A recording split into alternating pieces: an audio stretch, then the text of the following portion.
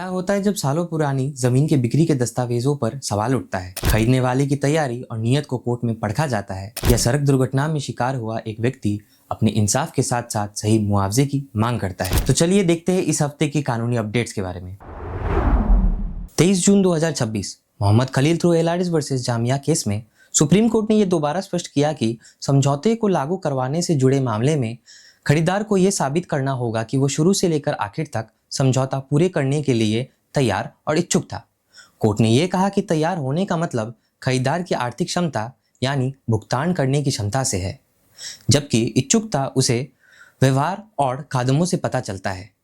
Court ने यह स्पष्ट किया कि अगर खरीदार जमीन की डिमार्केशन या जरूरी कानूनी प्रक्रिया पूरी करने की मांग करता है तो सिर्फ इस वजह से उसे लेन देन पूरा करने के लिए अनिच्छुक नहीं माना जा सकता। इस बात का फैसला पूरे समझौते और केस की सभी परिस्थितियों को देखकर हुए किया जाना चाहिए। 23 जून 2026 Sharafat Ali through LRs versus deputy director of consolidation Haridwar and others case में सुप्रीम कोर्ट ने उस जमीन के ट्रांसफर ऑफ वैलिडिटी पर विचार किया जिसे कानून में निर्धारित भूमि सीमा का उल्लंघन करके किया गया बताया गया था। कोर्ट ने कहा कि अगर कोई transfer UP zamindari abolition and land reform act के सेक्शन 194 का उल्लंघन करता है तो वो अपने आप अवैध नहीं हो जाता। ऐसा ट्रांसफर के कानूनी परिणाम तभी होगा जब कानून में बताई गई प्रक्रिया का पालन किया जाएगा। कोर्ट ने यह भी कहा कि किसी भी ट्रांसफर की अवैधता का फैसला उस समय लागू कानून के हिसाब से किया जाएगा जब वो ट्रांसफर किया गया था। साथ ही कोर्ट ने यह स्पष्ट किया कि रजिस्टर्ड दस्तावेजों को बिना उचित वजह से नजरअंदाज नहीं किया जा सकता।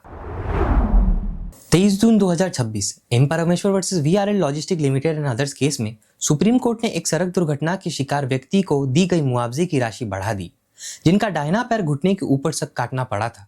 कोर्ट ने कहा कि शारीरिक विकलांगता और काम करने में आई क्षमता में विकलांगता दोनों अलग अलग चीजें हैं।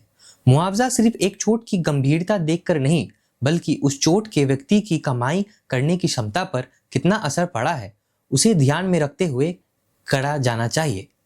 कोर्ट ने पाया कि दावेदार अब राजमिस्त्री के रूप में पहले की तरह काम नहीं कर सकता।